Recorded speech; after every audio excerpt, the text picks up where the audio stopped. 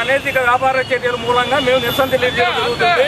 Telephone కంపెనీలు వాళ్ళ స్వార్థం కోసం ఇక్కడ వందల మంది బతుకుతున్న షాపులను అన్యాయం చేస్తూ వాళ్ళు ఇష్టమైన పద్ధతుల్లో ఇష్టమైన వాళ్ళకి ఎట్లా పడితే అట్లా ఇచ్చుకుంటూ షాపులందరికీ నష్టం చేస్తున్నారు. ఆన్లైన్లో చేసే ట్రేడింగ్లో అంతా మోసం ఉంది, అది ప్రజలకు తెలియట్లేదు. దానికోసం మేము తెలియజేయడం కోసం చేస్తున్నాము.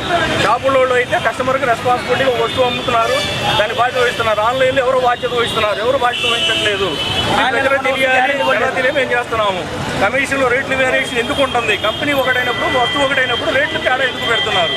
కొంతమందికే ప్రాధాన్యత ఎందుకు ఇస్తున్నారు? ఇన్నాళ్ళు వాడుకుంది షాపుల్ని, షాపుల ద్వారానే కంపెనీలు పెరిగి ఇవాళ 6,000 షాపుల్ని కూడా అనగదొక్కుతూ కార్పొరేట్ సంస్థని పెత్తనం పెడతానికి సిద్ధపడుతున్నాయి. దీనివల్ల 6,000 షాపులు కూడా మూలపడే పరిస్థితి వస్తుంది. వీళ్ళందరికీ జీవనోపాధి కరువు అవుతుంది. ప్రభుత్వం చర్యలు తీసుకోవాలి, వాళ్ళు పునరుద్ధరించుకొని సిస్టమ్ అనేది మారాలి. ఉద్దేశించి పెట్టింది కాదండి, ఇది కేవలం కార్పొరేట్ సంస్థలు కొమ్ము కాస్తున్నందువల్ల చాలా మంది మన ఆంధ్రాలోనే 6,000 షాపుల వరకు బాధ్యత ఉంది. కాబట్టి మేము నిరసన వ్యక్తం చేస్తున్నాం. మనం ఇప్పుడు దాకా చూసుంటాం, రైతుల ఆత్మహత్య అనేది చూసుంటాం. ఇక పైన సెల్ ఫోన్ షాపు ఓనర్ల ఆత్మహత్య అనేది కూడా మనం చూస్తానికి